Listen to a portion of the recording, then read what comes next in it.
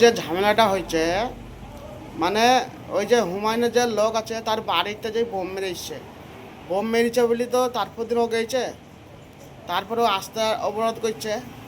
আস্থা অবরোধ করার পর এবার যারা তৃণমূলের লোক ওখানে ছিল, এবার তাদের ভোট হয়েছিল না বলে এই ঝামেলাটা অশান্তি করার লেগে করা, মানে ভোটটা ওদের ভালোভাবে হচ্ছিল না, মানে তৃণমূল লোক হেরে গেছিল নওদায়। তার জন্য ওরা কইছে কি হুমায়ুনকে গাইল দিয়েছে।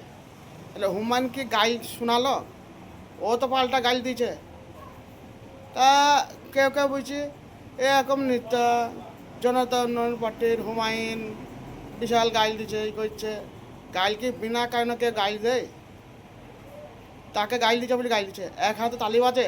জীবনে বাজবে না। তা দুই হাত না হলে সেই তালিটা জীবনে বাজতে যাবে না। আমাকে দেখিয়ে দাও এক হাতে কোনো তালি বাজে। তাহলে সে গাইল দিল কেন?